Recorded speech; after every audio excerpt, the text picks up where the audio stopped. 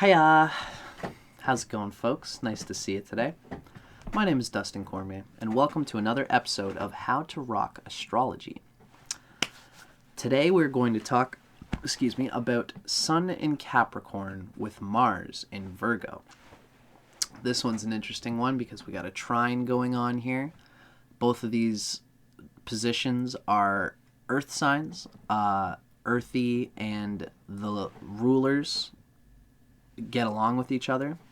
Sun in Capricorn is ruled by Saturn, and Mars in Virgo is ruled by Mercury. Saturn and Mercury get along, and so this person's soul and inspiration and nobility jives well with Mars and Virgo's thinking, planning, organization, sensuality, and earthiness, and they help each other out, which is a good placement.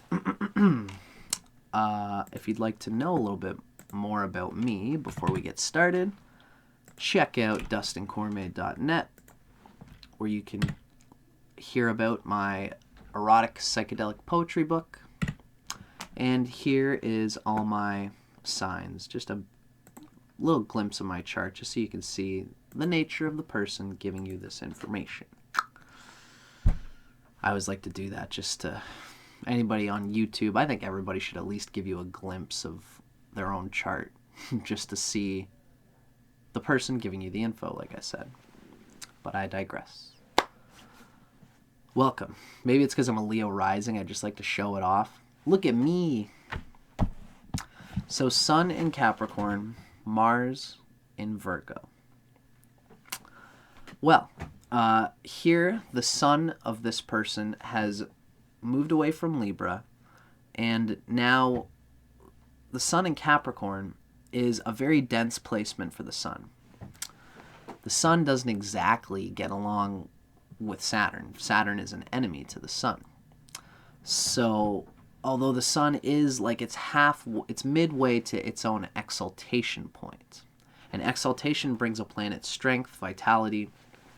There's a staying power in Saturn that is, like, sexually speaking, Capricorn is really one of the sexier signs, because Saturn is so dense and it's material based. It's a slow vibration, which means earthiness is important to the Capricorn. This person can make a slow, patient, diligent lover who learns the ways of their lover. And the Mars in Virgo especially is going to think, plan, and explore its theories that the sun in Capricorn has deliberated on about what would give a really delicious sensual experience for themselves and for their lover as well. Hopefully, if their lover is earthy like them and has earth planets somewhere, the other person can appreciate how this particular person can make holding a flower in their hand and just doing some little graceful movement that, not in the fiery sense, but just like, I guess I should say it's more about like, this person would do well to find a lover who appreciates how they deliberate everything that they do in their life. And they might be a bit vanilla. They might not make much ado about sex. They might not necessarily need to talk about it all that much or whatever, but when they finally get down to it, they're going to be doing lots of different things, and they're going to let their senses do the thinking for them, which can make for, again, it's very earthy, this type of personality. The sun in Capricorn really has ambition, and it kind of wants to either, like, there's power plays often that get involved with this personality. It's like they either like to be the power player on top with the money and the hot-looking cufflinks, and they work hard at their job in order that they can be appreciated for it. And for whatever gender, or they like to feel like their lover. This is more typical of Capricorn women, is that they really like to feel like the man that they're with has something going on, has some kind of strength, some kind of not even necessarily charisma, but they're willing. Yeah, it's more like a refined charisma that the female Capricorn sun wants to have, and that the male Capricorn sun wants to be. All gender vibes aside, if you're a transgender person, you might flow between these two, etc. The Mars in Virgo here is an interesting one because Mars still pretty close to its debilitation point. If you want to hear about just Mars and Virgo at its basic nature, check out the first video in this part of this series. It's just Mars and Virgo. You'll learn there that Mars in Virgo thinks too much about what it wants to do. It deliberates slowly, diligently. It digests things almost to the point that it disappears before they finally eat it, or they chew on things before they finally swallow it, if that makes sense. And they roll things around in their tongue before they finally do it. And that's not Mars's best typical nature. Mars is best when it's like shoot first, ask questions later. That's Mars at its essential best nature. Here, it's like an idling car. The Mars in Virgo really thinks a lot before it really does anything. Now, interestingly, again, the Sun and the Mars are good friends here because they're in a trine. This is two Earth signs that kind of work together well. So the Sun in Capricorn will, being a Saturn vibration, it knows, like the Sun is actually trine Mars here. So the Sun is invigorating the nature of Mars in Virgo. So even though whenever you hear that Mars in Virgo, it's not, the Mars is crippled in a way because it overthinks instead of going right for what it wants. Mars at its best, when we hear of Aries, it just goes for what it wants. When we hear of Scorpio, it takes what it wants. Instinctively, it's like a swordsman, or a warrior, a soldier. They don't want to have to think too much about what they're doing in the moment. It's like, do I want to be a swordsman, or do I want to be an archer, or do I want to be, a shield bearer? When you get on the field, you just pick up whatever weapon you use and you rock and roll. And a good warrior gets used to them all. Mars in Virgo is like, what do I want to be? Well, I think I want to be a swordsman. And so they take like the sword and they only learn the one sword, the perfect plan for the expression of their energy. And then when they lose their sword, they're like, oh, damn, that was the thing that I worked so much effort into, and then they might have a harder time when reality changes and moves. These people get frustrated with how much they try to plan things. That's Mars in Virgo. For this person, the Sun feels ennobled by how long Mars deliberates. Still hurts Mars's energy a little bit, but the Sun is helping it here. The Sun is making Mars feel noble in how long it chooses to takes to do things, and how long it plans things. Because the Sun in Capricorn is also trying to do that. Sun in Cap wants to be appreciated for its slow deliberations. It wants to be appreciated for the fact that they took 6 weeks to choose between the blue car and the red car. They want to be loved for that. And the Sun seeks to be appreciated for its taste. Like a person who can taste a fine wine, This might be a person who diligently goes and tastes all the different wines. They might not be great at wine tasting right away, but after a while they have been diligently learning to slowly savor each one, and so they might have a good taste in wine. And the Mars in Virgo also wants that. They want to be appreciated for their capacity to sense in their senses what is a good tasting wine, or what is a good car, what is a good field, a career, a good movie, a good whatever they're into. And they will probably find a lover who appreciates this slow, patient nature that is actually quite virile, though. There's a sexuality here that's not lacking, especially because the sun, again, invigorates the Mars. In earthy signs where typically Mars in Virgo doesn't have that much energy, but the Mars in Capricorn is sitting right there and drives the Mars in Virgo to enjoy discovering with its senses, with its mind, what its lover likes.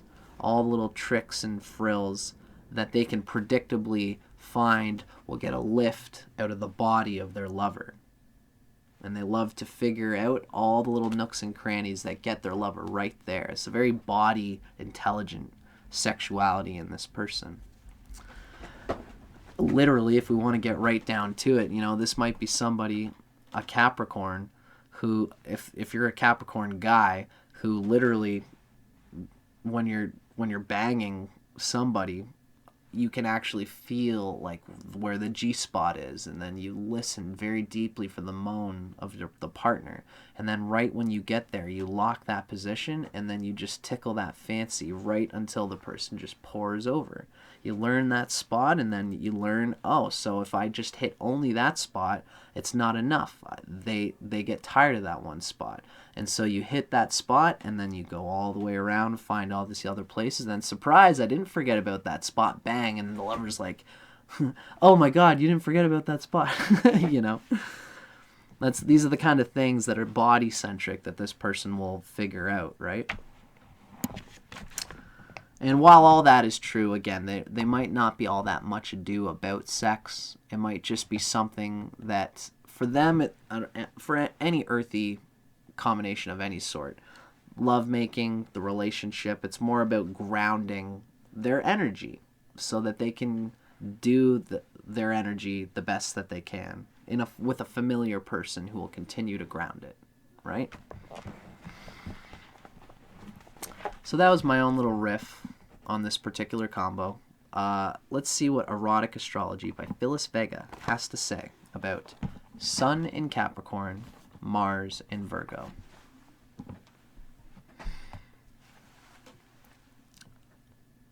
In relationships, you're naturally shy and reserved. But when you feel secure and appreciated, you make a caring and fun-loving, albeit critical and demanding, partner. Hiding beneath your stiff public persona is a red-blooded, sensual lover capable of intense passion. Your sex drive is strong and uncomplicated, despite the Mars in Virgo, which might complicate some things sometimes, but once they get a groove, it's uncomplicated. Once you get past your fear of rejection from the Mars in Virgo, your bedroom approach is vigorous and quite straightforward. Sexually, you possess all the patience, vitality, and staying power typical of Capricorns. In the privacy of your bedroom, you expect your partner to be responsive and receptive to your need for lusty sex with a touch of racy playfulness. You don't require a great deal of foreplay, but after a hard day's work, you do enjoy a bit of indulgent pampering from your lover. So oftentimes, Sun in Capricorn can't be bothered with too much frills. It's just like, okay, honey, let's just have fun with it and enjoy it, and let's do the thing, and let's get to a really visceral place where we're both achieving orgasm and in all the intensity, and let's wrap it up so I can go to work tomorrow. You know what I mean? Sun in Capricorn is often like that, but with this person, they're going to work hard. The Mars is going to work hard, and the Mars mentally and physically exhausts itself with the nature of this Mars, because again, it's in Virgo. It's not the best place for Mars. They probably might use a lot of energy serving, getting their hands dirty into these annoying mental tasks that no one else will do, but this person will do it because someone has to.